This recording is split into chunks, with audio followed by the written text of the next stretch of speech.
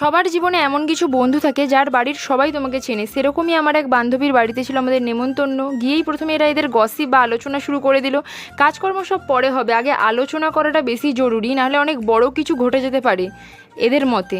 গল্প করে এরা ব্যস্ত হয়ে গেছিলো বাচ্চা নিয়ে। আসলে এরা ট্রেনিং নিচ্ছিল পরে কি করে সব ম্যানেজ করবে, আর আমি বসে বসে এদেরকে পর্যবেক্ষণ করছিলাম। তারপর কিছুক্ষণ পরে বাকিরাও চলে এসেছিল, আর তখনই এন্ট্রি নিল আমার বান্ধবীর ঠাকুমা, যিনি বিখ্যাত সবাইকে চাঁদের মতো বড় চন্দনের ফোঁটা দেওয়ার জন্য। ওটা নিয়ে সবাই তারপর চলে গেল নিজেদের পেট পুজো করতে। আর অন্যদিকে একজন দায়িত্ব সহকারে সব কিছু পর্যবেক্ষণ করছিল সবাই ঠিকভাবে খাচ্ছে কিনা।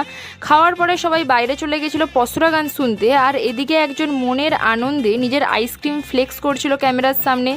বেশিক্ষণ দাঁড়িয়ে থাকতে না পেরে সবাই যে যার মতো জায়গা ঘিরে বসে পড়লো। কিন্তু ওই যে দাঁড়িয়ে থাকতে কষ্ট লাগে কিন্তু নাচতে কষ্ট লাগে না, তাই সবাই নাচ করা শুরু করে দিল। ভিড়ের মধ্যে ঠিক ভালোভাবে নাচ করতে না পারায় বাইরে বেরিয়ে এসে একাই নাচ করা শুরু করে দিল একজন। সবাই একে এইভাবে নাচতে দেখে ভাবলো যে তাড়াতাড়ি একে বাড়ি নিয়ে যাওয়া দরকার, তাই সবাই বেরিয়ে পড়লো বাড়ির উদ্দেশ্যে।